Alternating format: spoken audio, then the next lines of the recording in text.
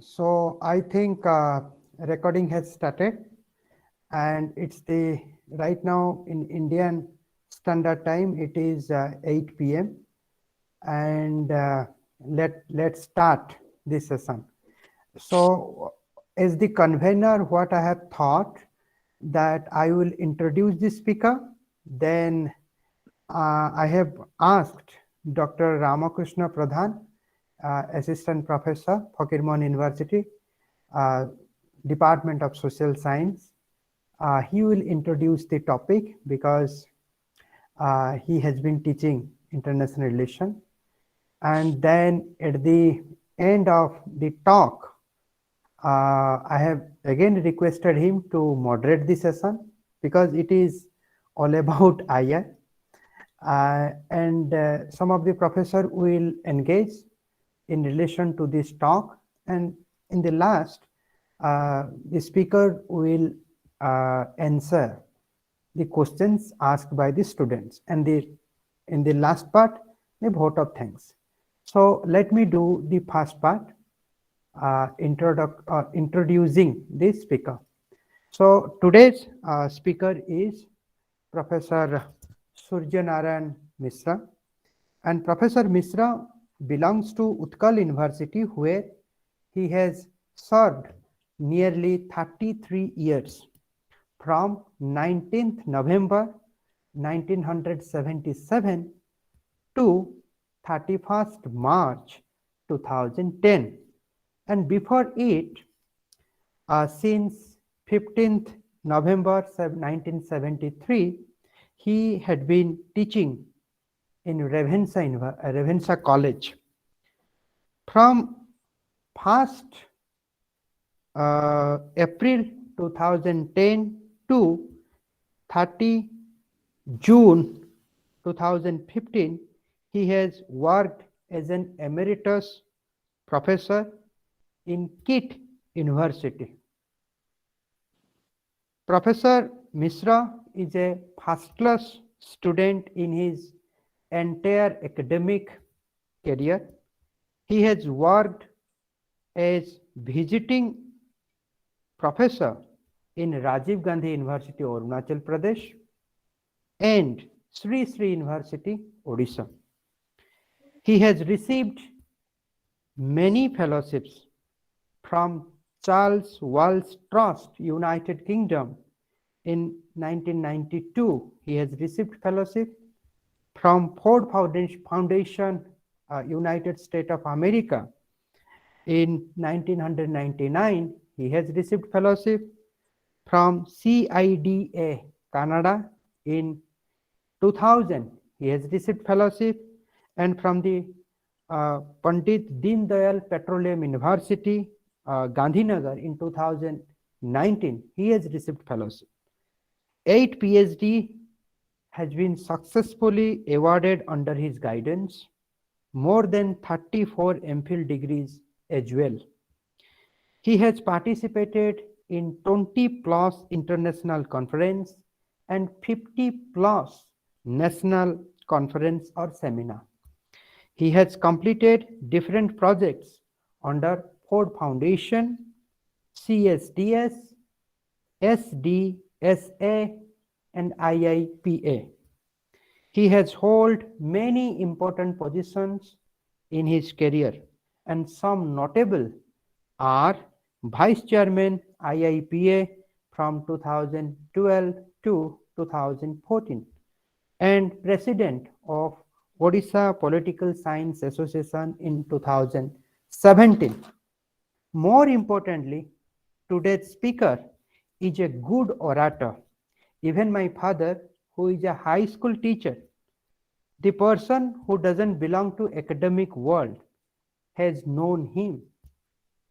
Today he said that I know Professor Mishra, and this shows the audience range of the speaker.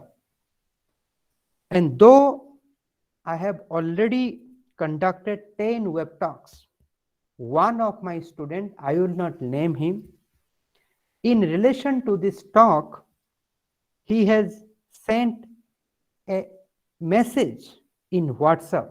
I am quoting him, Sir, you are really great that you are inviting great academicians to enlighten us. This shows the popularity of the speaker. So now I will not further move in this direction. I will request to one of my friend come colleague in Fakir Mohan University, Department of Social Science, to introduce today's topic. Now I request Ramakrishna Bhaiya kindly introduce the topic. Thank you, Himanshu. Good evening, everyone. Respected Professor Surya Mishra sir, who happens to be my teacher. We used to call him fondly Acharya Didi Vasu. And we all know, and those who have studied in Utkal University, they must agree with me that he is definitely the encyclopedia of Indian Constitution. And whatever introduction you have given Himanshu, I think that is ଯେମିତି ଆମେ ଓଡ଼ିଆରେ କହନ୍ତି ସମୁଦ୍ରକୁ ଶଙ୍ଖେ ପାଣି, and exactly that suits to him. He is what I can say, one among the distinguished teacher, and I rather say a household name in every academic, in front of every academia. And as we all know that today is also a sorrow day for all of us. So before going into the topic, I would offer my sincere tribute to Bharat Ratna late Lata Mangeshkar ji, the Nightingale of India, who passed away this morning only. And coming to the topic, today's special lecture on India and Indo-Pacific, which you have rightly given a title like India and Indo-Pacific Apprehensions and Assumptions. Coming to this topic, I see it from a geopolitical perspective, in contrast to the prevalent geographical construct that many believe that Indo-Pacific is a geographical construct. I see it from a geopolitical angle. I believe that it's a geopolitical narrative than a geographical construct. And in order to understand that, let us decode the terminology Indo-Pacific first before understanding India's apprehension and assumption, which Sir will deliberate in details. If we see the origin of the term Indo-Pacific is traced to German geopolitical scholar Karl Hosper, who used it in 1920s in his work Indo-Pacific Rim, which is called as Indo-Pacific Rim. While Indian historian Kalidas Nath referenced it in the 1940s, he generally referred it from the maritime perspective. In more contemporary history, if we see, the term gained prominence only after the Japanese Prime Minister, then Prime Minister Shinzo Abe, who gave his speech in Indian Parliament in August 2007, when he said that we are now at a point at which the conference or confluence of the two sea is coming into being. The Pacific and the Indian Ocean are now bringing about a dynamic coupling as seas of freedom and of prosperity. The speech became relevant at the time when power shift from the west to east were occurring. Multipolarity was also first emerging in Asia, and there was a need to further strengthen it. To that end, a framework such as the Asia Pacific were providing to be, proving to be limited in scope and unable to meet the current geopolitical requirements or respond to the emerging economic engagement. We must know that Japan was among the first countries to use the phrase free and open Indo-Pacific in its official discourse. US used this concept only in 2017 when they translated this phrase into three pillars of security, economics, and governance. Especially the US used this concept in its 2017 National Security Strategy, National Defense Strategy of 2018, and the Indo-Pacific Strategy Report of 2019, which marked an inflection point in the evolution of the concept. While West Asia had captured the US attention and resource in the past, today undoubtedly it is the Indo-Pacific, with its economic heft and pivotal role in global security, that is getting Washington's attention. For India, its Indo-Pacific policy was enunciated by our Prime Minister Narendra Modi in 2018 in the Shangri-La Dialogue. where he outlined the 7 elements of country's vision for the region. And these principles include free, open, and inclusive Indo-Pacific, the centrality of the Asian, and the importance of connectivity. While India and Japan have spoken of the Indo-Pacific's geographic expanse as extending from the US west coast to Africa's east coast, Washington has expanded it and referred to the Indo-Pacific as the stretch from Hollywood to Bollywood and from penguins to the polar bears. Australia, which was also one among the first countries to officially embrace the Indo-Pacific concept, defines the region as encompassing the eastern Indian Ocean to Pacific Ocean connected by Southeast Asia, including India, North Asia, and the United States. Many countries have tried to translate their rhetoric on the Indo-Pacific idea to specific institutional changes. For instance, if you look, Indian Ministry of External Affairs has created a new Indo-Pacific division as well as a new Oceania division. Similarly, in the same pattern, the US also renamed its uh, USPACOM, USPSUM, as US, which is called as US Pacific Command, to US Indo-PACOM, which is Indo-Pacific Command, and President Joe Biden also appointed Kurt Campbell as the Indo-Pacific coordinator of the US National Security Council. Coming to India's Indo-Pacific position, which Sir will definitely, go into the details. I am not going into the details. It should be noted here that India is poised to play a significant role in the future of the Indo-Pacific, and it perhaps begins with countries' cultural connection with other countries in the region. And history provides a vivid reflection how India is culturally connected with Southeast Asia. For instance, if you look, the Angkor Wat in Cambodia is well known. Similarly, the Cham civilization in Vietnam, also referred or also said as a common culture with India.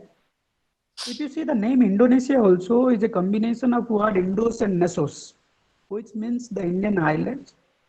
So if you look, in this perspective, then India definitely has a wider presence in the Indo-Pacific. That's a different thing, that our political influence was not there, and that is somehow I believe is also a best in creation. If you go into the book of the Rise and Fall of Great Powers of Paul Kennedy or the India Way of Jayasankar, they also outlined how Asia has been the victim of best in balance of power system. If you see, then they have tried to what I mean to diminish the presence of India by partition. They have somehow restrained the power of Japan by after the Second World War, and similarly the position of Russia was somehow diminished in Asia after 1991 with the disintegration of Soviet Union. China, which came into prominence only recently because of its hegemonic attitude and salami slicing behavior with its neighbors, is facing the music just not from the Western world, but also the concerned countries in Asia. They were also really worried about China's behavior, and they want to confront China now. But whatever I believe, this Indo-Pacific construct, which is I believe is a geopolitical construct, is again a Western creation. Although we were present there as always, but our political presence were somehow underestimated or minimized. If you look simply from that perspective, then at the current discourse, what we have seen that this Indo-Pacific has been presented as a counterweight to the rise of China. But however, to me, the growing salience of the Indo-Pacific is a consequence of the changing dynamics of the economic interaction in the region, and in particular the rise of India. If you see, you cannot even imagine a Asia-wide concept without the inclusion of India, isn't it? Both as an economic power and also as a military power. But unfortunately, people see the presence of India in Indo-Pacific as a counterweight to China, not as not as a profile of a rising power. So, from that perspective, I believe that we should not have any apprehension, because if we can see the encirclement of India by China on Indian Ocean, we never question that China is trying to encircle India. Rather, we believe that it's its maritime right or its maritime trading activities. So when we are going to the Indo-Pacific, we should not also be seen from that perspective. Rather should be seen from the international trade and what maritime perspective. So to me, it is more or less a kind of what narrative created by the Western countries to pit India against China. Otherwise, India has been always present there in the Indo-Pacific. So I do not believe that any sort of apprehension would be there, but we will get a clear picture when we will hear outside, Professor Surya and Mishra. As I told you that he is just not a distinguished speaker, but also the household name in, academic world. And with this, I invite Professor Mishra to this virtual platform to enlighten our young minds, particularly our students, those who have joined to listen in, because I told that today you listen, then we will discuss tomorrow that you are listening to a great man that you will remember forever. With this, I invite you to this virtual platform, sir. Thank you. So thank you, Dr. Pradhan. Now I welcome you, sir. So we are eagerly waiting to listen from you. Sir, please. First of all, I must thank Himanshu for initiating an academic exercise of this nature involving people across the country to share some of their areas of interest. Well, when Himanshu contacted me, I said immediately because he sent a clip about the presentation by Nivedita. So I uh, asked Himanshu, what for you have sent it? Because I could get it properly. And he could not also got me properly. Then I started discussing with him.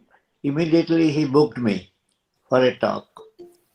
I was very close to Los Angeles at that time when I'm staying for the last 2 months. I am here in USA. Had been to a relations place and impromptu this particular idea because I was reading a newspaper article um, from my iPhone with regard to the recent developments, strategic, maritime, economic, the threats, and from the Indian perspective. So I, without any hesitation, I said that I will be talking about Indo-Pacific, and I'll give you a title. And the title was My Apprehensions and My Assumptions, which is also India's apprehensions and assumptions. Himanshu wrote me back through message, do you belong to IR? I said, I am. Because I remember a joke science when I was teaching in Ravensa College in 1973 to 1976. When I was there, I was using the Madhusudan Law College library because I was a teacher of international law. Library had very good books, but students were not using because they were going through the central law, Allahabad law, because they need those things for look and write system. They cannot carry the big books to the exam hall. So that look and write system, which was continuing then, is not existing now. So I was using that particular library every day. Every alternate day, I go to MS campus to see. One day when I arrived, I saw a lot of, because it was a holiday and after that a break. So somehow or other I missed for 3, 4 days. I didn't know what is happening in the campus. I saw a lot of pageant, lot of arrangements, programs. I said, what is this? No, we have got annual sports today. We are waiting for the guests to come. Library is closed, sir, today. You cannot, but please stay. Because there are only 8 to 10 outsiders and nobody was there. Guest will come and guest was Nanda Kumar Das, the decathlon person who was also Deputy Director of Sports of DDPI Sports in Odisha. So I was waiting and Mr. Patnaik, the PTI was waiting also. When Mr. Das arrived, he said, oh, very good. Who is the PTI of this college? Sir, I is the PTI of this college. Oh, you are? Yes, sir, I are. So I will look at IR from that sense. So those who don't know anything, they can be good speakers in IR. Today morning, for me it's morning, for you evening, I changed this concept IR. In UPSC, I am known for joking with my colleagues, junior and senior colleagues, always telling these IR people, hey, I am and you are IR. So today, after listening to the introductory note by Ramakrishna Pradhan, I thought he must have been a very good IR teacher in the classroom. Because the way he has introduced and he has eased my tension. Because my listeners, my consumers are students. Half a dozen academics may be there, but mostly I find students are there, and for us to teach the students, to share our thoughts with the students is our immediate attention. Because always the classroom teaching is made that much encouraging, interesting, it will not received by the students properly. That is why I always like that it's very difficult to get a teacher like Professor Srirangchandra Das. He not only teaches political science, teaches economics, teaches general knowledge, and he first 15 minutes of his class he is sharing up information. And that has to know around the world, what is happening around the world.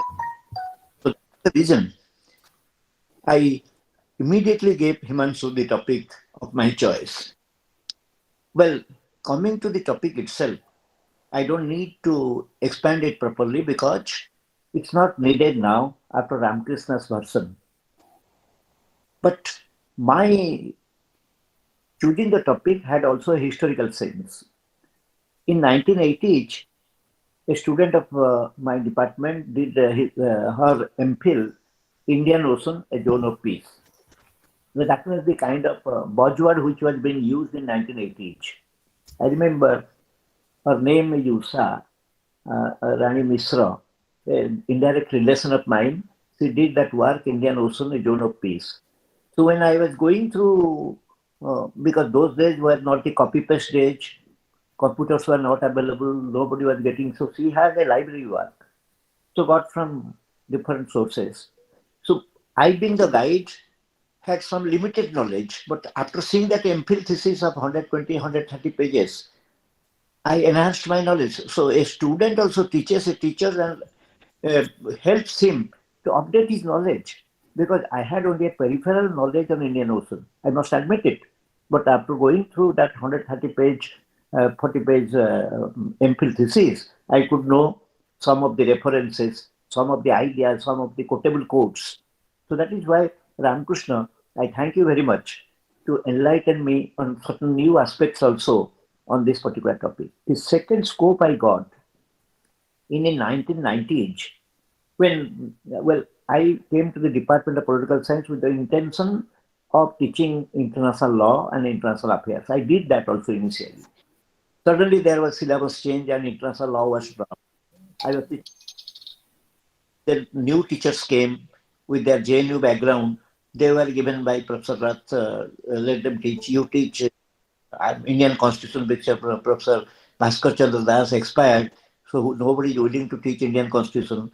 I was hesitant initially, but suddenly I picked up that particular and I said, sir, with that, your permission, I'll teach that, provided you introduce state politics as a special paper. And immediately state politics was introduced. So I wrote a book, Party Politics and Electoral Choice in an Indian State. And when I was in Charles Wells Fellow, I was exposed to a British library, University of Hull, where I could find that all the materials from Indian High Commission were shifted to that particular library. I got an opportunity to go through some of the books which I had not seen, the page one of that book I had not seen in my library. So during my stay there, I could write a book on India's foreign policy, India, the Cold War years, because that provoked me to divert my attention not from Indian Constitution to IR, which was my original thesis, because I thought that I'll go for IR. I wanted to do research in JNU, but because of the domestic problem, my father retired, and we are 6 brothers and 3 sisters. They are all depending on me. I had to forego the idea of going to JNU, losing my salary, and taking up this. So my love for IR was there. So that was immediately also taken into account when I was in. I am a member of International Studies Association, and as a member of the International Studies Association, I have attended its annual conferences in 2000, in 2008, 2012, 2018. In 2012, when it was held in San Diego, there was a poster presentation. So the title attracted me. The Oceans of Future, or Future of the Oceans. So I looked to that picture presentation, the poster presentation, and the captions which were written. There a very small quote was there. Do you think the third largest ocean of the world will become the first theater of conflict? So I calculated in my mind which is the third ocean. It's Pacific, then Atlantic, then Indian Ocean, and the other two are peripheral, Arctic and Antarctic. These are the 5 oceans we have studied during our school days. So the third ocean, instead of naming it Indian Ocean, the poster presenter has written the third ocean will become the first ocean, because Pacific and Atlantic, they are losing its glamour in terms of conflict. Probably that was the idea. So I sat there, saw a little bit of the poster and read it. And I didn't have a mobile at that point of time, no scope for photograph. But I talked to that particular presenter, who was a French researcher. He was a student of one of the, I'm forgetting the university, but being a French student, he took interest about the ocean politics. That was in 2012 when I had been to San Diego conference in United States. In 2018, that was my last one before pandemic, I was searching for the poster presentations in San Francisco, Hotel Hilton. With me was my student Aravinda Acharya, Amitabh's elder brother, Niranjan Barik and his daughter. They were with me. They were asking, sir, why are you looking here and there? I thought that I'll be seeing a poster presentation because I am taking interest in poster presentation. You go to the rooms, I'll go to the poster presentation. I didn't find anything other than the word Indian Ocean. 6 poster presentations were there. 4 of them were on India and Indo-Pacific. India and Indian Ocean, the maritime superiority of India in Indian Ocean, such type of presentation, none was an Indian. None was an Indian, 6 presentations were there. So that particular period was very provocative for me. So I started searching the literature during this pandemic period. What is this Indo-Pacific? Because as Ramakrishna has said, that German political thinker, he has coined the word, and the historian Kalidas Nag rightly have said, used or referred to that particular Indo-Pacific concept. And till recently also, we are getting the approach of French government or government of France with regard to its attitude towards Indo-Pacific. But why Indo-Pacific is getting a particular attention? Because for Indo-Pacific, Ramakrishna had said that India's approach towards Indo-Pacific conceptually, American approach is different, India's approach is different. India doesn't want to amplify its interest in terms of the interest with the United States of America, because the United States of America, probably I may be right or wrong, I think United States of America looks into this problem, let this problem be confined to that region and let it hover in between the Indo-Chinese or Sino-Indian conflict, so that they will be onlooker and user of the opportunity. Maybe I am wrong, but that was the kind of thinking at some point of time, some authors they have written. because I have in between read the materials given by Rand Corporation, Carnegie Foundation, Observers Research Foundation, and a couple of other articles. After giving my commitment to Himanshu, I have gone through that. The more I read, I have got confused because of the plethora of ideas which have entered into my mind. So it has become very difficult for me to draw the lines so that the apprehensions and assumptions of India can be well taken care of. And our students, before getting confused, should not start thinking in terms of a very confusing term, Indo-Pacific. Well, India is the only country who figures in the list of oceans. We have great countries. We have great powers. The most affluent country is the United States. The largest democracy in India.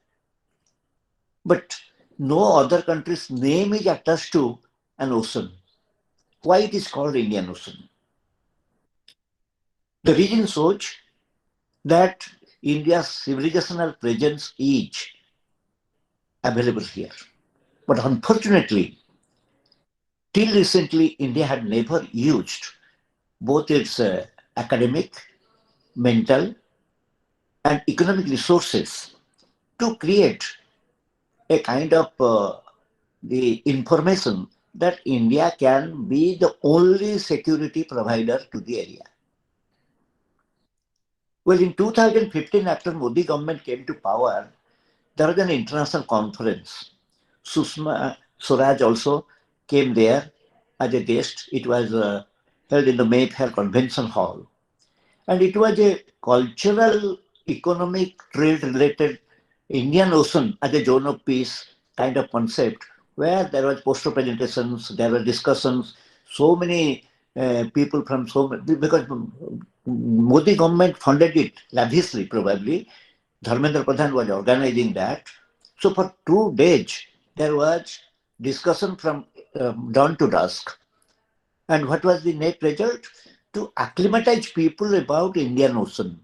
Why Indian Ocean? Why India is famous with the concept of Indian Ocean, and what role India is supposed to play, and what role is expected of India in this area.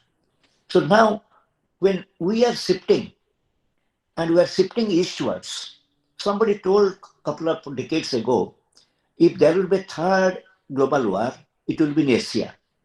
If I am not telling my students there will be a third global war, but if there will be a third global war, the theater of the war will be confined to Asia. Then somebody has also mentioned that the next possible major conflict will be relating to waters. 9% of the world water is sweet water. The rest is oceanic or sea waters. So when we look into the water and we find the conflicts in Pacific and Atlantic, they are receding. And a conflict which is emerging in this region, close to India, very dear to India, is given a new title other than the concept we have heard about Asia Pacific, Indo Pacific. And this rightly, Ramakrishna has said that when Shinzo Abe in August 2007 addressed the Indian Parliament, it was the Japanese version, because India during that government of UPA under Manmohan Singh had not taken note of, because the all previous governments also from Nehru to Vajpayee had not given that much of attention to Indian Ocean or Indo-Pacific concept. But Shinzo Abe simply gave a caution call that Indo-Pacific is emerging an area of conflict and expects an area of cooperation also by the littoral states. The area of conflict is that we know that Mao Zedong and Zhou Enlai, they were leaders of China. Instead of removing poverty in China, they were the poverty spreaders. If poverty spreaded in People's Republic of China, it the prosperity was confined to the party subscribers, but majority of people, they have suffered during their rule. Only in 1978, when Deng Xiaoping came, with his approach on market socialism, he could broad-base the economic content and intent. This economic content and intent of governance helped also Jiang Zemin and Hu Jintao. And they are the people who helped the Chinese economy to be built up. But his successor, Jinping, after seeing the wealth of China, the economic advancement of China, he had become more arrogant and has tried to utilize his economic power, China's economic power, in militaristic terms. So this use of China's economic, which was a myth, a reality, into military myth to be transformed into reality. And that created that now the conflicts in the continent are shifting to the oceans. See, India and China, they are land partners. Means we are the only neighbors in continent-wise or land-wise. We had no connectivity in terms of ocean or sea. But if look to the Indian Ocean, there are half a dozen countries who are taking keen interest in Indian Ocean. But the conflict is not with the US and China. China has a preference, US has a preference, but conflict is between India and China because China's ambition is to enter into Indian Ocean with a positive mind with negative interest. And what is this positive mind? That means aggressive, because it has created a term called string of pearls. That there are in Indian Ocean so many small islands, undeveloped, incapable of handling their own resources, cannot grow officially or non-officially. Nobody comes here. And if you look at the Indonesian archipelago, you'll find that a small country, one side is developed, the other side is not developed. Even in Java, Sumatra, Indonesia, if you look into that, the eastern side is developed, but the western side is not developed in the manner eastern side is developed. So those countries, we say, those who do not have MyBap concept, because the other countries were not that economically resourceful to look into the needs and requirements of those small islands. And China found this an opportunity. So, when Napoleon said that I found the crown of Europe was lying in the gutter, I put it on my head. So China probably learned a little bit from the Napoleonic idea that this area is not successfully economically being held by other countries, so it can do the benefit and also can control the Indian Ocean. Because Indian Ocean is one area where China will get enough of opportunity for trade, for commerce, for political and military strategies. 24 nations are there. And among the 24 nations, the stakeholders are of different types. So I will divide this particular issue of apprehension and assumption like this. What is the Indian apprehension? Because my topic is India specific. So when I will be talking to my dear students and other listeners, that Indo-Pacific as a conflict zone was at a conceptual stage only initially. But why that concept was transferring itself into conflict, and whether this conflict will continue further, it depends upon the type of political system which is existing here in India and in China also. Because during the last 2 years, the period of pandemic, whatever little reputation China had as an economic giant, it has receded to the background and China is on the back foot.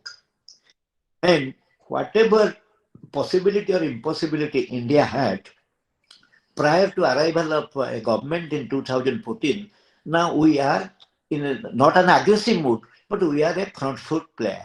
We are not on the back foot. Because when you play in diplomacy a back foot player, others look at you. When you play as a front foot player in the diplomacy, other people accept you. So India's acceptability in this region as a security provider in the region has gained strength. And during this particular type of NDA too, we found that there is in the Ministry of External Affairs a particular section has emerged, that Indian Ocean region, because it is now giving a concentric approach to the littoral states, because India is not only a Pacific, but means peaceful, democratic, sharing, humanitarian approach in its policy.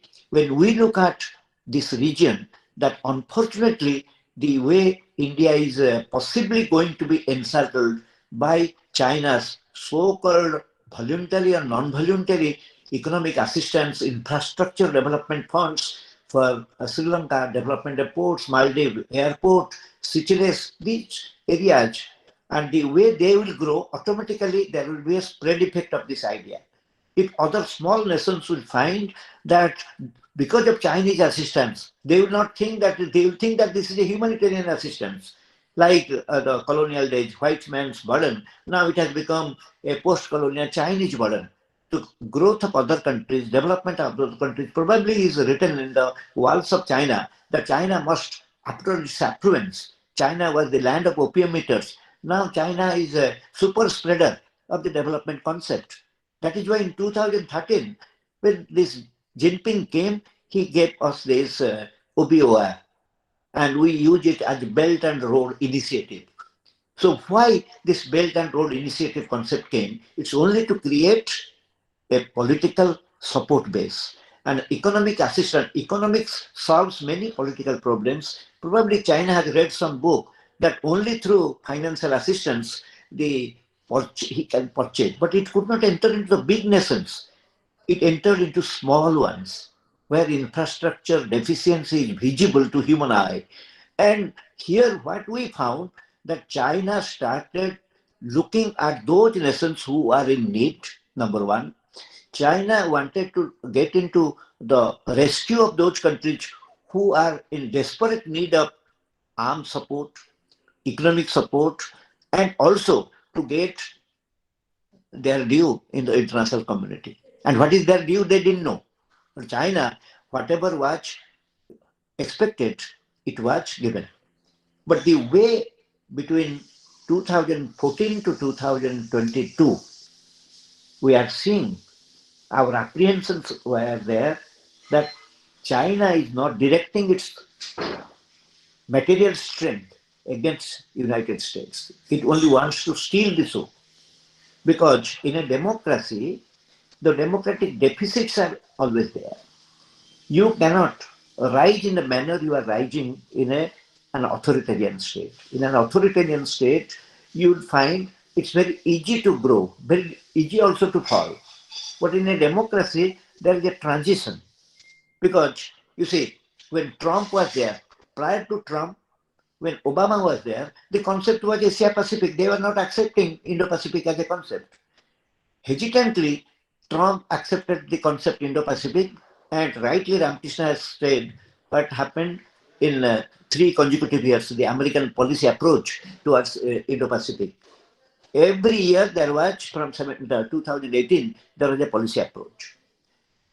Had India got the extension of UPA from 2014 and also another installment of UPA in 2019, well, my apprehensions were there that by this time, the way that government was looking at this problem from their point of view, what kind of good neighborly attitude they have got, I do not know, India would have been encircled. In the manner China has taken an aggressive posture, funding lavishly, concentrating on, creating a kind of fear psychology among the nations in the vicinity, this could have happened. Thank God that such a government which didn't have that kind of an outlook, a vision that China is a real threat. And it was probably George Fernandez was the first person. He said that our main target is China because China is our major enemy. We are diverting our attention towards Pakistan. It's unnecessary to devote so much of energy for Pakistan because our main enemy is China. Because China, we are expecting threat. And you see, the China-Pakistan Economic Corridor, Belt Road Initiative, the missile technology supply to China, China funding to Pakistan for its nuclearization, all these were in a land-based manner. So China achieved many things in a land-based manner, but the shift in politics started from West Asia to East Asia.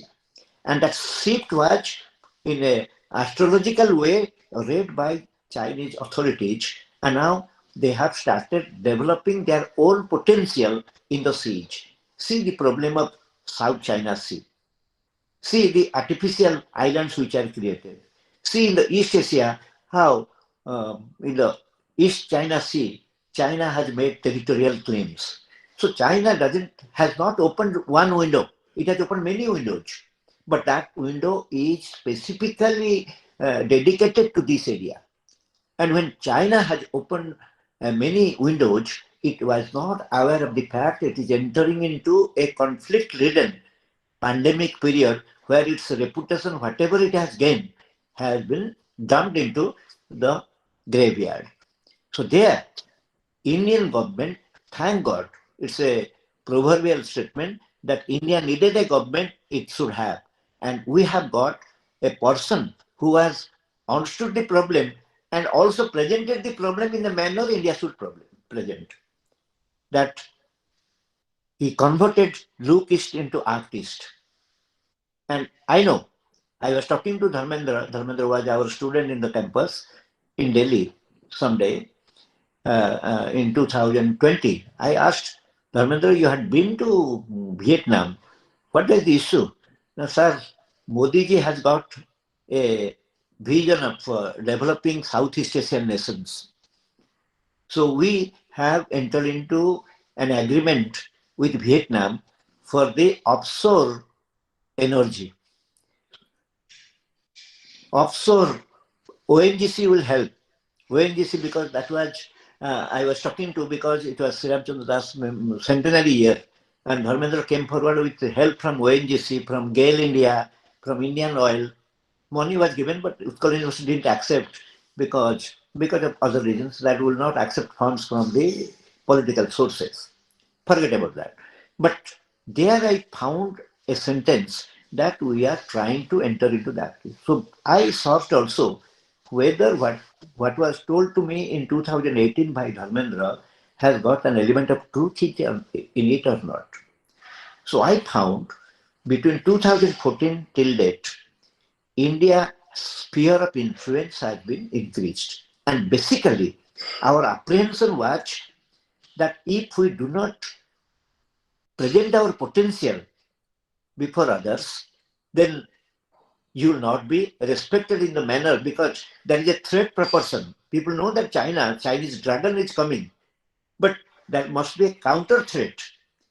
Because if you do not present a counter threat to the Chinese dragon, well, you will be in a mess.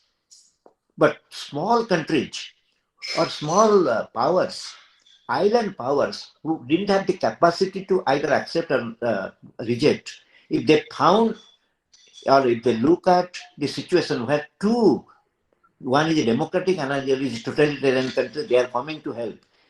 So they will definitely try to analyze at their level what is the kind of fear potential which is being presented by both the countries. So they will definitely accept that India is a security provider. India is a country which supports humanitarian basis. India has helped in the disaster management, disaster prediction. So science and technology, if it can be used by India, it's used for the benefit of humankind, automatically this kind of feeling comes to these countries. So if United States of America and China, they would have been contesting in this line. The countries would have thought that China is interested to insert, US is interested to fund. US funds, remains in authority for 10, 20 years and vacates the place, like it had done in Afghanistan. So, in the context of China and the USA coming to help the island nations, they will be feeling that yes, keep China at bay, use the American fund, and get benefit. But from India, they will get the cultural leadership, the economic support, the moral support, the academia interest, and when you look into the social programs India will be launching in, they will be benefited. So that is the kind of thing India, out of its apprehension, instead of playing the back foot manner our previous governments they did, it played in a front foot manner. So China and USA entanglement in the region is counterbalanced by India's entry in a big way. And that big way is possible because of seizing the opportunity by Indian leadership. And that seizing of opportunity is we have created our zone of influence. The first zone of influence is the littoral states. We have assured and ensured that India doesn't have territorial ambitions. Because you see, India's Gujarat doctrine, Bajpayee's approach, India of the past. India will not accept an inch of land which a Tashkent agreement Shastri has proved. We may be losing thousands and thousands square miles because of under the occupation of others, but we will not occupy others' land. So the littoral states would know ultimately that India doesn't have territorial ambition. It will not interfere in our political affairs, but it will support us. It will be a natural security provider, and it will provide also maritime security to us. So that was the kind of immediate littoral states of Indian Ocean area, the feeling. The second one is our Southeast Asia. You see, in Southeast Asia, like for India, the Hormuz dilemma is also the Malacca dilemma of China. Because you see, when you go there to the Indonesian archipelago, the three straits, Lombok, Sunda, and Malacca. These are the three straits through which thousands of ships they ply, the commercial vehicles. But what was the situation earlier? There was the sea piracy, the marine terrorism, and there was also a lot of conflict. And China sending the warships because others could not contest. So China sending warships into the region. And the presence of warship is threatening. And at the same time also, it was not to be liked by those countries because they were the Asian tigers in Southeast Asia. After 1998, they were on the back foot and they could not prosper properly. So they didn't have any capacity to see that target-related actions of China. But here India could provide, after many years, a kind of enthusiasm that we are with you. And India is interested to develop your naval capacity, provide you security, but you must ensure the kind of potential you have got in the manner. So India, in order to show this, has gone to the Permanent Court of Arbitration about the exclusive economic zone contest with Bangladesh intentionally, because India knew that if India wins in that case, India will create an image. And if it loses, it can use it otherwise. So India lost that case in 2015 about exclusive economic zone issue with Bangladesh. But India accepted Permanent Court of Arbitration's decision and also accepted a bilateral relationship between India and Bangladesh so far as this problem is concerned. Same thing, India provoked Philippines in that area, that Philippines went against Chinese ambitions in South China Sea and unprotected trade relationship with other countries. And what happened?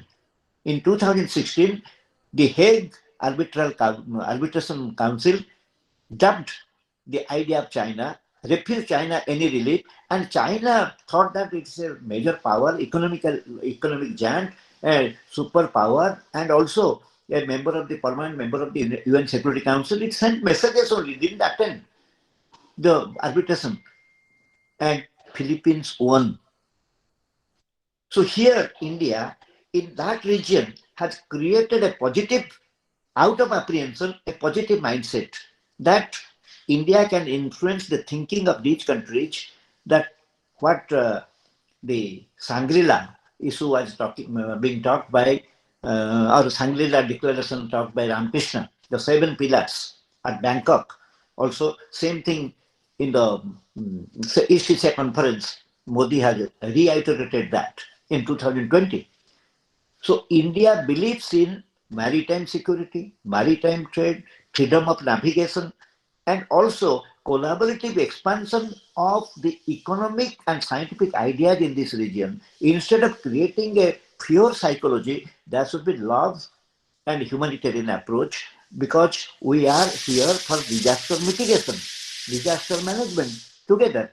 Because when that Boxer Day tsunami came in 2004, the relationship with Japan, India, Australia, and United States, they came to the rescue of Japan after that tsunami incident. That began the thinking, and Japan, when it was in trouble, and when these countries came, that became one of the, say, a major idea or major concept or major exhibitioning of the cooperation for other countries. So Southeast Asian nations, they could look into this, and China's major idea of controlling this region and controlling these 3 states. So India developed against the spring, a string of pearls, the idea of crescent of cooperation. How to look into this? And that in the crescent of cooperation, India looked into the relationship with Vietnam, with Indonesia, and with Singapore. We have developed our bonding with bilaterally and also trilaterally and also multilaterally in this region. And India volunteered to look into this, the 3 states, so that these 3 states will not be used for military purposes. Only the trade routes, because smooth trade transaction is the order of the day, because that Lumbak is a better strait because it's a deeper and wider. And Sunda is also equally second to it. Malacca was a little narrow in its approach. But India wanted the presence of the Indian Navy here with these countries' permission, because India is helping against sea piracy, maritime terrorism, free flow of navigation, free trade. And when somebody is helping you, because when you didn't have that capacity, and India is also developing their ports. Like you see, India's approach to the problem of Hormuz in the West Coast or West Asia, India, Adani, we speak against Adani, but Adani is the person who funded heavily for the Chabahar port. And when Chabahar port was developed, immediately it became an eyesore for China, because China found a counterforce emerging in Chabahar port where India has invested. The way Maldives issue, Sri Lanka issue was taken up aggressively by India, but without showing any aggression. That shows that India's apprehensions were that China has a hidden agenda. That perception of the hidden agenda was our apprehension. So we have gone to the second theater. The third one is India became a little bit aggressive by entering not to Southeast Asia only, entering to South China Sea. Because after all, Indo-Pacific is the region where Indian Ocean and the West Pacific is joined together. That is the region where China is unnecessarily creating the problem for other littoral countries. A fear complex is created, a contestation in the sea is developed, and China is threatening also big power involvement in that area. So India also entered into that area, but India's entry into that area with the sole purpose of a rule-based administration. So ocean governance, how to govern the oceans, what are the rules and regulations? Because China doesn't have respect for the United Nations Convention on Law of the Sea, latest 1982. Even Section 9 of the United Nations Convention on Law of the Sea is not read properly by China. So China has no application mind. China is whimsical, and China, out of sheer economic, strength, is exhibiting a kind of arrogance, and that arrogance creates more enemies than friends. Your economic strength may bring you closer to other countries because you are willingly funding for the infrastructure development. But the intention is there with a hidden agenda that you are trying to control what happened in the case of Australia. China interfered in the political system of Australia. That was the third zone. It is a distant neighbor, Australia. But Australia started looking at India for help. India for many years opposed the participation of Australia in that naval exercise, Malabar naval exercise, because it was bilateral and trilateral. Japan, US, and India, they were involved in that Malabar exercise, but India was always opposing Australia because Australia is not a stakeholder. India is thinking, but Australia came forward. That quadrilateral war, when it came, that strategic dialogue, Australia could come closer and know India's mind. And when Modi visited Australia, addressed their parliament, the attitude was economic cooperation and sharing of new ideas. And then what happened? When the Quad in 2021, we had phenomenal growth of multilateral understanding. First ever virtual meeting of Quad was held in March 2021. The second one was physical Quad in September 2021, when all the leaders were available for the annual Jamboree of the United Nations Organization General Assembly. And the third one was G20 meeting.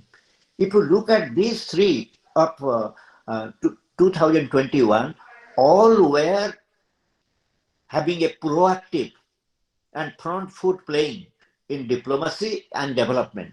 So diplomacy, defense, development, and dosti. These are the 4 Ds which Modi floated in Australia. Diplomacy, defense, development, and dosti. So if you look at these, together Modi said the 5th is democracy. So diplomacy, defense, development, and dosti, together the 5th D is democracy. That was because you know how Modi presents his ideas before 4 C's, 3 D's, 1A, that was the alertness. 1A is alertness. B is basic needs of the people. C is that we should have concern, consciousness, and commitment. And these are 4 Ds becoming 5 Ds. So he has defined democracy's intrinsic values. So these are the zones of influence. And these zones of influence, India has looked at in a front foot manner with its own apprehension that it is going to face problem if China enters in a big way. So it has restricted the Southeast Asian region. It has created Southeast Asian regional complex by helping these 3 straits to be guarded properly by Indian Navy, Indian Coast Guards, Indian Navy, helping country at the time of necessity, and also moving with the idea that free trade is the only nerve, and countries with rule-based approach should come forward to the rescue of other countries. And when this idea came, majority of nations, 24 nations, out of that, 18 to 20 nations, they tore the line of India. But Indonesia, Philippines, and Thailand, these are the 3 countries, they are not that much interested that we should not antagonize China. They are feeling it, we should not antagonize, but they are not supporting China. So they thought that because if China is antagonized, China's economic and military power combined together. Because see, hate is bad. Hate is bad, hydrogen is good, but hate and hydrogen, when they mix together, they create the hydrogen bomb. So China is like that. The Chinese puzzle is what they say they do not do, what they do have never said earlier. So that was the kind of feeling these countries in the Indonesian archipelago they had got. So that is why their apprehension and our apprehension, we have taken a positive attitude towards these nations. China has never expressed its positive attitude towards it, but it has the hidden agenda and the untold intentions and ambitions. So when this is the situation, now the conflict is being transferred from continent to the waters, and Indian Ocean is the only ocean where the conflict is writ large, because so many countries are involved where rule-based application, that only rules will govern. There are so many rules. In the past Vienna United Nations Convention on the Law of the Sea of 1961, China was not a member because China was a persona non grata in the international field. But China came in a big way with, of course, positive assistance from India in 1972 when it became a member of the United Nations, which is violated. United Nations is a lawgiver, but the United Nations also violated the international law. How could Russia succeed to USSR? How could China succeed to, Taiwan, Formosa? Because for many years, Formosa was permanent member, USSR was permanent member. Russia and China, they entered into the seats of permanent membership of the United Nations Security Council. What is the law? United Nations cannot flout the norms and conditions which are being given by international law. So they are not, this is not the succession. The issue is succession. How could they succeed? How can Formosa be succeeded by mainland China or Russia be successor to USSR? So China doesn't have any respect for international law, and this is shown that when 1982 United Nations Convention on Law of the Sea was not respected by China, and there is no an iota of truth that China has a disregard for the international community and the legal regime. So India should go in the academic manner. The assumptions are India should go in the legal manner, institutional manner, and also try to do little bit of PR activities, public relation activities, so that the littoral countries' confidence, because the capability syndrome, that capability deficit of these countries can be handled properly by, say, China. But if PR activities will be there, that don't take loans, because taking a loan from State Bank of India and taking a loan from HDFC, they are different. But HDFC will send a gunda to you, but State Bank of India will not send. It will take you to the court of law. So that is why don't fall trap to the Chinese mechanism, because you will be in trouble. If this idea, PR activities, can be created, India as a good Samaritan, India as a country of its own name and worth, a civilizational country which believes in, as I have said, the diplomacy, defense, development, dosti, together is a concept of Indian democracy. India believes in this. So that kind of successful pattern of functioning of a democratic country, and India is slowly approaching to be the sixth largest industrial country, fourth largest economy. They could see that there is poverty in India, but at the same time, India's poverty and economic development, they are moving in parallel, in tandem. The poverty of China is not being, because Russia is not in under iron curtain, but China is under iron curtain. What is happening in China, we do not know. We are told that millions of people have been killed, massacred because during this pandemic.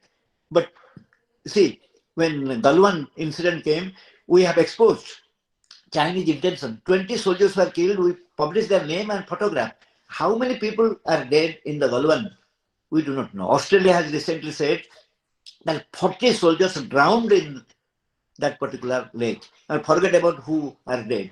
And some unknown sources, they have said more than 100 Chinese soldiers have died. So People's Liberation Army, which is being manufactured by China, is sending people to die. China is not interested in winning the war. It is having its game plan of creating a puzzle. That Belt Road initiative is now under trouble. Nobody is accepting China's infrastructure development support, and China is now encircled both academically and also economically in its trade routes. The medium of communication, trade communication, is being choked. So India has located the choke points. What are the choking points where China can be choked? And this is the assumption with which we have developed our idea of Indo-Pacific. So our apprehensions and our assumptions were not to be militarily becoming proactive, but identifying the choking points, identifying the real issues, identifying the gamut of the issue through which we can play a PR activity. Then only India can have a safe travel in this particular conundrum of Indo-Pacific trouble, and India can come out successful as say, security provider to the region. India wants to continue its vista in this region as the security provider, as a humanitarian supporter, as well as also non-interfering country in the domestic trouble or affairs of other countries. Thank you very much. So thank you, sir. I mean, Dr. Ramakrishna Pradhan will moderate. But before I, request him to do that, let me, say a few things. No doubt, actually, international relation is an important field of political science because, it's not easy to talk on international politics, especially, security related issue. You need to have a best mind, a diplomatic mind. So it is important because of many reasons why I are important. The most important reason is actually the security, to understand security and to provide various prescription. One needs to have best mind. Sir, from your talk, I found the difficult level of this topic. It's not an easy topic actually. I salute you for taking this risk. I heard about you that you are very good at Indian politics. That's why I actually doubted after you let me know about your topic. When I was a graduation student, my IR teacher told us that what happens between two individuals, that also happens between two nation states. Hence, I think a theoretical and a diplomatical brain is also required to understand IR. So generally we say in political science, the best mind, they deal with political theory. But I think if the best mind will deal the IR, then I'm sure that we will constitute a soft power. Right. So recently, when I approached Professor G. Ram Reddy from Osmania, right now he's in the Andhra Pradesh Central University. I requested him to give a talk to us. He gave me a topic. The topic title is National in International. Now for him, international politics cannot be understood without the national politics. So hence, those who are interested in national politics, they should have the interest in international politics. Otherwise, it is just a halfway. It is not, I mean, you have not, it's not a full way, it's a halfway. So now I welcome Dr. Pradhan to moderate this talk. Thank you. Thank you, Dr. It feels like, Dr. Himanshu Mishra, sir. So it feels like, going back as if so greatly explained everything. Let me tell you what is called a political science. I was listening, he has given new concepts, shifting from continental militarization to oceanic militarization. Shift from white man's burden to Chinese burden. Just imagine that how oil politics shifted and taken the form of water politics. And from blue water, it largely militarized waters. So all these that SAR coined, particularly Chinese burden thing and this shift of conflict, zones of conflict are definitely new connotations in the dictionary of international relation. And sir, we are really delighted to listen to the way you liberated the entire thing. You told that how this China-US entanglement is taking place in the ocean, but India's active involvement is not to do with what Chinese the Indo-Pacific or the Americans perceive the Indo-Pacific. Rather, we try to see that do not have any territorial ambitions in the Indo-Pacific. Neither we want to involve in the domestic politics. The only thing that we want to have Indo-Pacific is to provide maritime support, or at best want to have an open and free Indo-Pacific, and particularly the main points through which international trades are conducted not to be dominated by the Chinese. And given the Chinese behavior in the Indo-Pacific, particularly in the South China Sea, how it is being its neighbors, particularly the small island states, and as you pointed out how small states like Philippines, after winning the UNCLOS verdict, are not even ready to go against China because of the fear of just not the Chinese military but also the economic occupation that they are doing. If we, if we can take example of CPEC also, that how they created new colonization by funding heavily to states beyond capacity, particularly if Pakistan, the way they have played, in some days Pakistan would be turned out to be a dustbin of and that is the reason probably why the Indo-Pacific countries are fearing. The small countries they require the support of either the international bodies like IMF, World Bank, or China.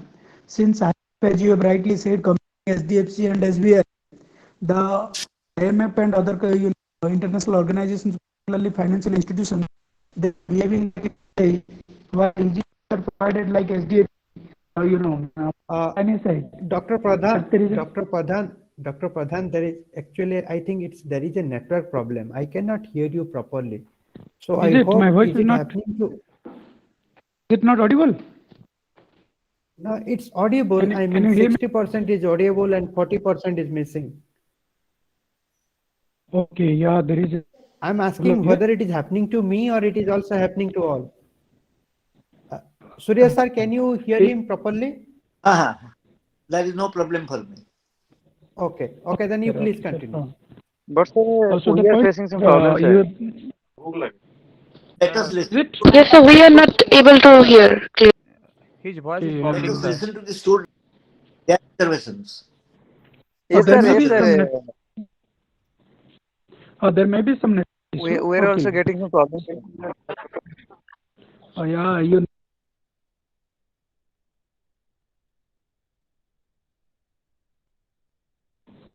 I mean, Dr. Pradhan, you have to, okay. Yeah.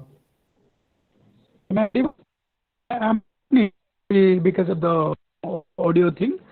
What I'm repeatedly almost everything the student wanted to know for about the Indo-Pacific, and I am sure that the students those listening to this delivery must be feeling some completeness about Indo-Pacific knowledge. And coming to the endpoint, sir, I have a question. Beyond this excitement that is feeling with regard to Quad and the Indo-Pacific, are we prepared to come any kind of situation if arises in future, like I've seen it in Ukraine and Russia? Really ready to face a militarily superpower China, and, back economic supremacy in the Indo-Pacific? Are we just gambling at policy level, or do we have any concrete strategy to tackle the rise of China and its hegemony in the Indo-Pacific? See, my observation is whatever little knowledge I have got or analysis, power of analysis, India's interest is to keep China confined to East Asia and South China Sea, not to enter into Indian Ocean. Number one. Number two, if China agents say an aggressive policy in East China Sea, demanding territorial claims, having an eye on Taiwan, then other big powers will take care of that. So India has got a double-edged sword. One is restricting China to play power politics in Indian Ocean region rim states, Indian Ocean region states, interfering with their economic deficits with political interference, and also confining its ambitions in the South China area, Sea, and also in East Asia or East China Sea. And if that happens, so there will be direct entanglement, and China will never, because China has tested its economic strength. It will not try to, because this will be the doomsday for Jinping. Jinping will lose its hegemony or its authority in the country if there will be a war. People of China, they don't need war. Jinping needs war, but Jinping will never prefer a war for Formosa or contest with Japan and create problem, because China will be divided into 4 parts.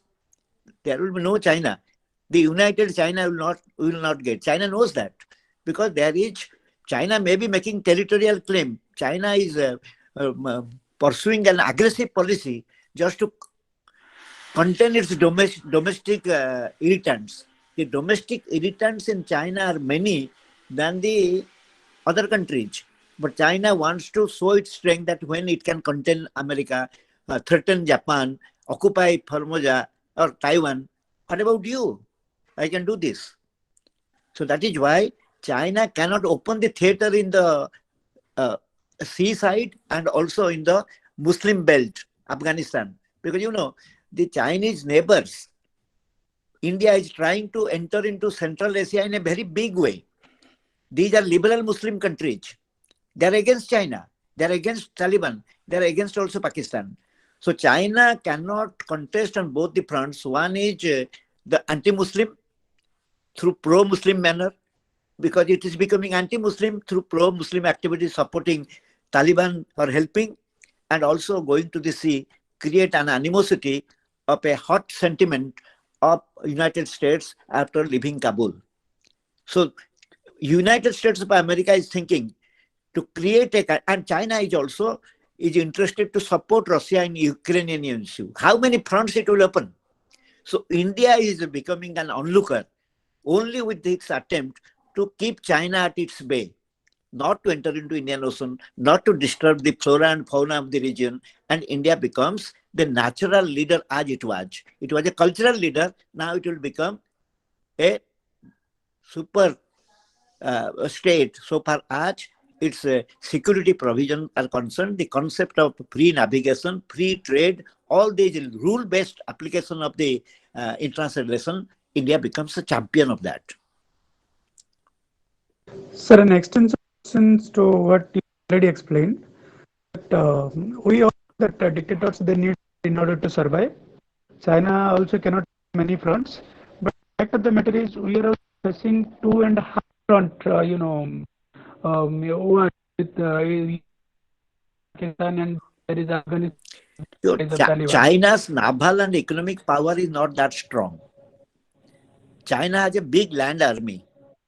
But what about the naval and if the seventh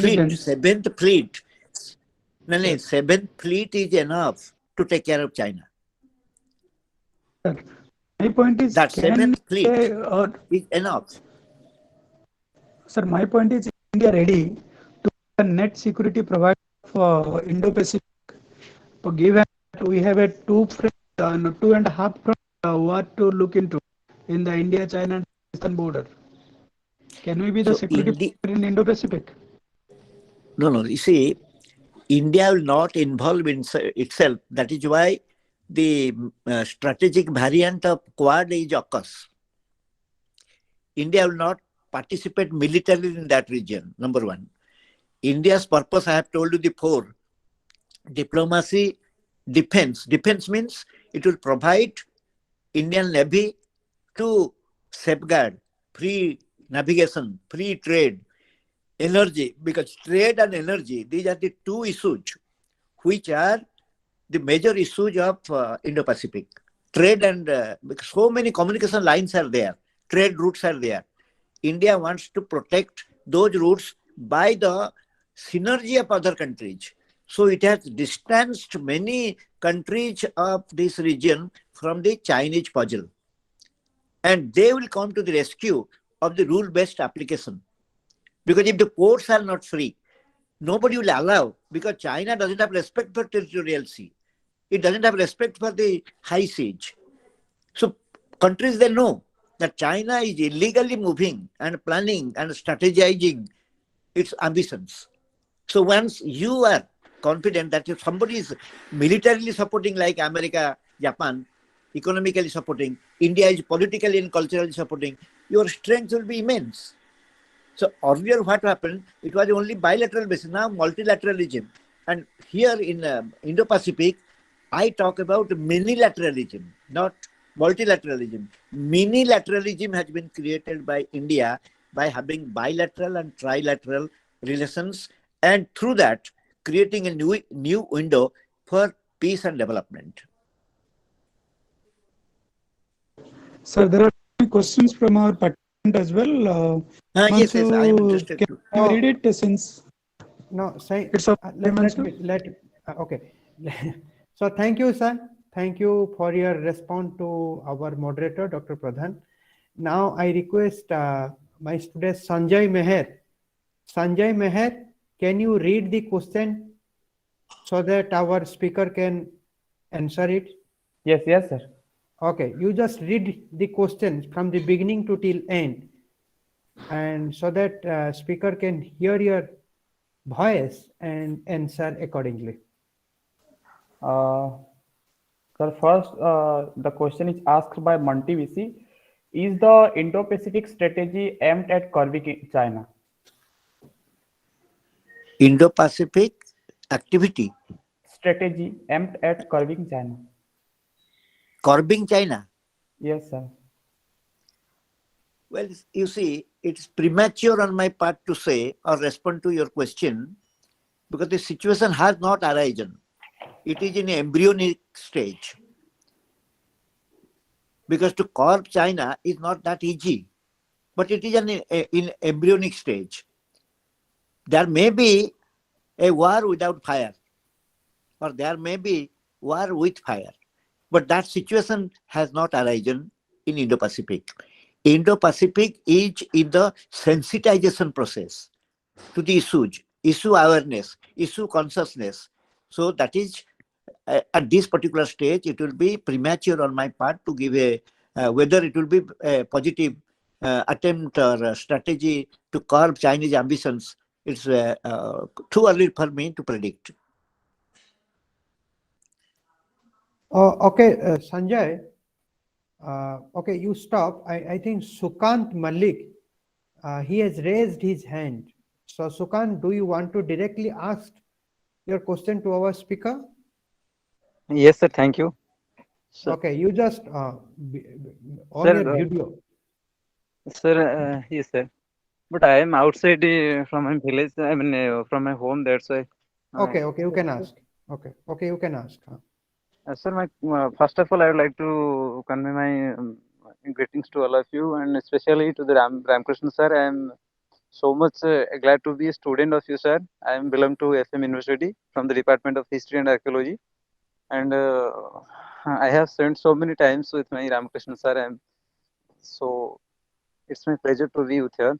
My question is that, sir, nowadays we are seeing that the conflict in between Russia and United States of America is growing high day by day, and the main reason is that some part of India and USSR wants to occupy, but USA defending in its his against. My question is that, sir, what would be our India's stance? Because as far as I have concern that India is a democratic country and it must be put to be part of USA, and its next part, USSR, who is a great partner of our India in the sense of defense and security sphere. So I want to know what would be our action if a possible war is going to be happen in future in between US and USSR. Then what would be its direct action, indirect action from our side on this matter, sir? Okay. Would India Okay. remain? Okay. Yes. Okay. Okay. The question is, I don't visualize any war in your future. Number one. Number two, what is happening there is an unfinished agenda of the Second World War. Number three, that Russia's annexations, the question of social distancing among the people in Russia that created Latvia, Lithuania, Estonia, they were not of Russian origin. It was Stalin's occupation during that period. So when you look into the Ukrainian issue and mostly the Russia's ambition to enter into Black Sea, from Black Sea through Dardanelles, Aegean Sea and Bosphorus, it will enter into Mediterranean. That old issue is emerging. And many NATO countries will never prefer Russia to enter into that area. And China is provoking Russia that you continue with this conflict so that America's attention from the South China Sea, the Indo-Pacific region will be diverted. So that is Chinese ambition. China is provoking, supporting financially because Russia is these days dependent upon China for economic support. So when this is the Bermuda Triangle kind of thing, when you look into India's Panchashila is the only panacea for us. India will promote Panchashila and also practice Panchashila. Thank you. Sanjay, you can continue.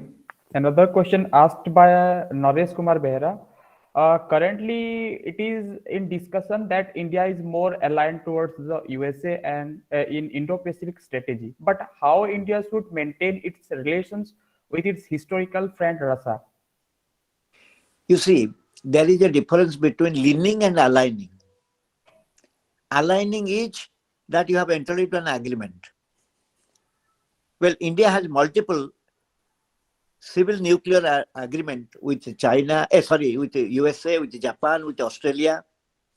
It has got. India has not sacrificed its model of non-alignment. But non-alignment, which was created in 1961, birthplace was 7th of March 1947, when ASEAN Relations Conference was held in Delhi. Then Bandung Conference of 28th of April 1954. And materialized in Belgrade in 1961. But you see, the world has changed. Issues have changed. The developments have become anti-Indian or pro-Indian. So non-alignment cannot continue with the same old, peripheral principle.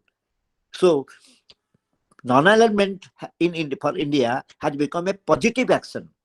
So when it becomes a positive action, your entanglement is not the issue. Your friendship is the issue.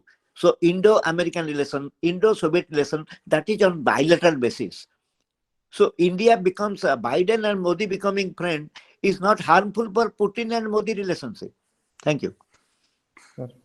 Another question asked by Pratap Behra. Is Indo-Pacific a major transition of the international political order? You see, as I have told that the conflict zones have been changed. From continent, we have entered into sea, oceans. And this is one ocean, Indian Ocean and Pacific Ocean.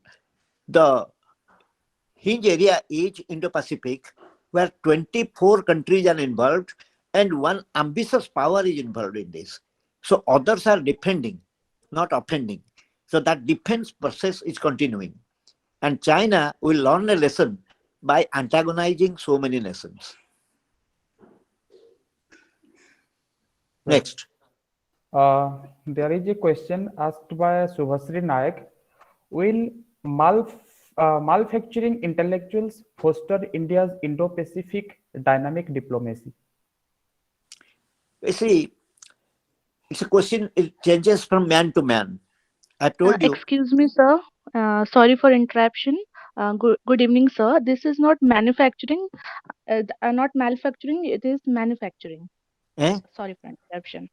So the question is, um, will manufacturing intellectual foster India's Indo-Pacific dynamic diplomacy? Yeah, I said What do manufacturing. what do you mean by that? Sir, by this I mean like what this diplomacy or this kind of relation is since or is in process since decade, 2 decades, 3 decades. So how this problem can be curbed? Like from our country, we are making foreign policies, and these policies are developing, Have you, evolving. Subhasri, have you read the book of Morgantho, Politics Among Nations? No, sir. The Politics Among Nations has said that power, the alternative to power is diplomacy. Power antagonizes. Diplomacy keeps you hanging on. So diplomacy is a better channel to contain ambitious politics in the world. So aggressive, ambitious politics in the world can be contained through diplomacy. You see, I'm giving an example. When Nehru visited for the first time after, because Nehru was not liked by Stalin, and Stalin died on, say, 5th of March 1953. And after that, India became closer. For a brief period, Bulganin was there, then Khrushchev came. And Khrushchev is related to this Ukrainian problem, because Khrushchev was a citizen of Ukraine. And it was Crimean. That issue is related to handing over the Crimean portion to Ukraine or taking it away. So when you look at post 1953, when Nehru became closer to Russia, the first group was the cultural extravaganza, the film Awara, Raj Kapoor, and the bananas from India. They were all sent. So Nehru visited. In the banquet given by the Soviet Prime Minister Bulganin, Soviet Prime Minister said, it is written in KPS Menon's book, Changing Pattern of Diplomacy. That is the name of the book. So where he has written, he was a young participant in that particular meeting, KPS Menon, middle-aged participant. So Bulganin said, Mr. Prime Minister, when Soviets are friends, they are friends up to the grave. And when they are enemy, they will take you to the grave. So Nehru's reply was, we don't have enemies. So diplomacy ends and also creates new kinds of models and words in international politics. Thank you.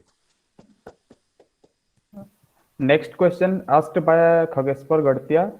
How can India retaliate towards the aggressive foreign policy of China, whether it be border dispute or string of pearls, because India cannot bypass China due to its largest economy, military power, developed science and technology, and for other regions in this independent world? You see, near the most sophisticated people, prosperous people, slums are there also. In domestic situation, rich people cannot take away the slums from operation. If China becomes rich, it will commit mistakes, wrongs, negative diplomacy, aggressive policy. India should wait and see. Why should India be provoked by? So there is war of words which is continuing, and that is the better for India to continue with that diplomatic spirit. And antagonizing China will be wrong, but befriending China will be better model for India. So China will have everything, but China has got more poverty. China has got more hostility of the people against the authorities inside China, but you do not get the information. New China News Agency, NCNA, has never given you. But here in Odisha, you get versions from Sambad, Sakala, and now the pages are covered with panchayat politics. Other informations are not available. So you have freedom of the press, freedom of expression. They don't have. So you do not know what is internally. You may see that China is very powerful economically, but if it comes to help people of, say, 140 crores of people, China is poor. 140 crores of people's development, if it looks into support, it cannot handle the domestic issues. Forget about the international issues. Okay, next question. Sanjay. The next question asked by Tapan Sahu. Sir, now Indo-Pacific region is replete with plenty of regional organizations or forum like SARC, BIMSTEC, Quad, AUKUS, whose one of the motives is to contain China. So in this situation, which organization could be considered as most effective one to contain China? Because there are many organizations. So are they not minimizing the effectiveness of organizations? You see, if Ravenshaw College was the only college in Odisha, spread of education came with multiple growth of institutions. We have 900 plus colleges in Odisha. So there is spread of international organizations, or say the organization name you have given, the more there will be there will be more of brainstorming sessions and engagements among these countries. And a wrong statement is given by you. They were created against China. No. This Indo-Pacific is a ploy of the yesterday. And these were the yesterday's organizations. And talking about BRICS, is not China there in the BRICS? Continue. Okay, any other questions, Sanjay? Sir, another question asked by Sukant Malik. I think he had already asked. Yes. Isn't it, sir? I think he has already asked. So thank you, sir. You have given answer to all these questions asked by the students. So now I welcome Dr. Nivedita Giri. She's a faculty in Kalandi College, Delhi University, to give her observation on this talk. Yes, Nivedita Didi.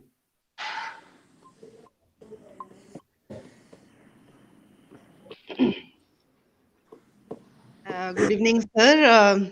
I'm thankful, really thank you, Himanshu, that you have asked me to give my observation. It is not the observation, I am also learning, and I'm really grateful to Professor Mishra. Sir, I have learned a lot, and I'm also a student of international relations, and I did my PhD from JNU. School of International Studies, Center for European Center. And the talk you gave, it's actually a kind of eye-opener for me, because I've never looked, although I was a student of international relation, but I never looked at Indian Ocean from the perspective you just talked about today.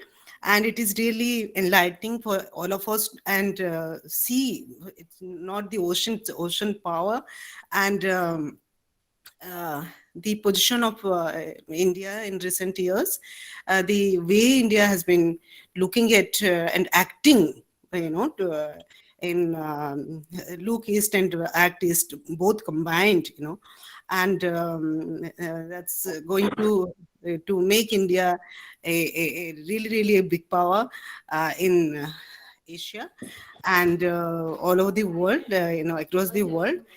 And the policies which India has been practicing and propagating, like the as you mentioned, sir, the Panchashila Niti, and these principles of NAM, which India initiated, and so India is still propagating and practicing the principles, and definitely from your observation and your analysis, it seems that the conflicting zones are going to be not conflicting as we are the fear is there, but with the spirit of Nam, things are going to change because the